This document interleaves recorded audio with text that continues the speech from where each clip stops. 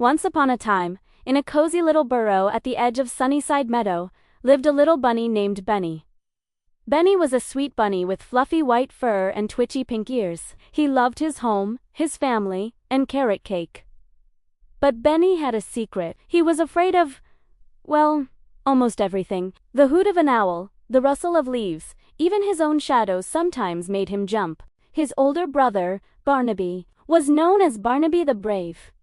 He would hop through the tallest grass and explore the deepest parts of the woods without a care. Benny wished he could be brave like his brother. One sunny morning, Benny's mom gave him a very important job. "Benny, my dear," she said, her voice warm and gentle, "we need some special sunberries for Grandma's get-well-soon pie. They only grow in the Whispering Woods, just past the Singing Creek." Benny's heart did a little The Whispering Woods! It sounded so spooky. He saw Barnaby getting ready to go play with his friends. "Can't Barnaby go?" Benny asked quietly. His mom smiled and nuzzled his head. "Barnaby has his adventures, and this one is for you. I know you can do it. Who's remember, being brave doesn't mean you're not scared. It means you do it anyway." She gave him a little woven basket and a kiss on his nose. Taking a deep breath, Benny clutched his basket and hopped out of the burrow. The sun was bright, and the meadow was filled with colorful flowers. He felt a little better. He hopped along the familiar path, saying hello to the buzzing bees and fluttering butterflies. Soon, he reached the Singing Creek. The water bubbled and gurgled over smooth stones, making a happy, tinkling sound. Benny had never crossed it alone before. He saw a log that stretched across the water like a little bridge. It looked wobbly. His ears drooped. What if he fell in? He closed his eyes and remembered his mom's words. Being brave means you do it anyway. He took one small hop, then another. Wibble, wobble, wibble, wobble. He made it to the other side. His heart was thumping, but he was also proud. Now, he stood at the edge of the Whispering Woods. The trees were tall, and their leaves whispered secrets to the wind. It was darker here, and strange shadows danced on the ground. Benny's nose twitched nervously. He took a tentative hop into the woods. "Hello, Ekadet," his voice barely a squeak. Suddenly, he heard a tiny sound. A little whimper. Following the sound, he found a small squirrel with its foot stuck under a fallen branch. The squirrel looked very scared and was crying softly. "Oh no, are you okay?" Benny asked, forgetting his own fear for a moment. The squirrel, whose name was Squeaky, shook his head. "My foot is stuck, and I can't get it out," he cried. Benny looked at the branch.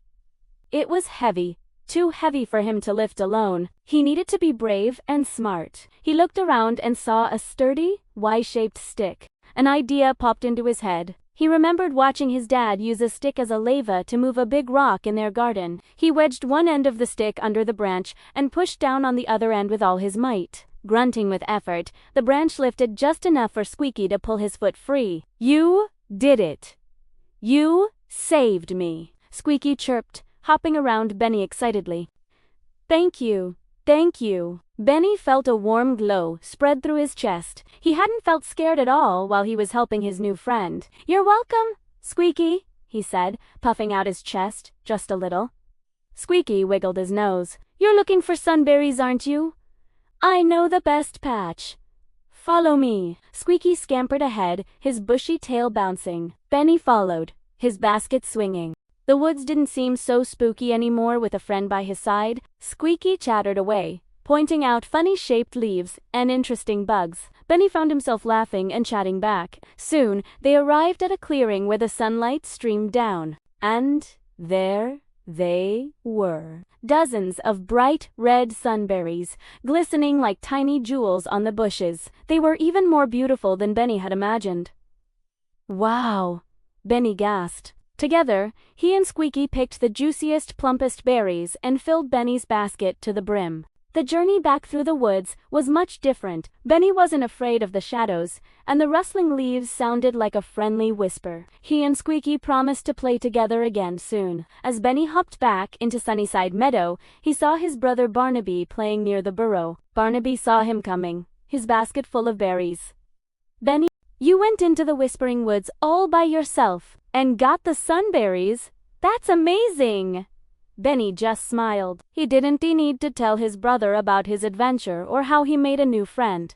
He knew what he had done. When he gave the basket to his mom, she gave him the biggest hug. Oh, Benny, these are perfect.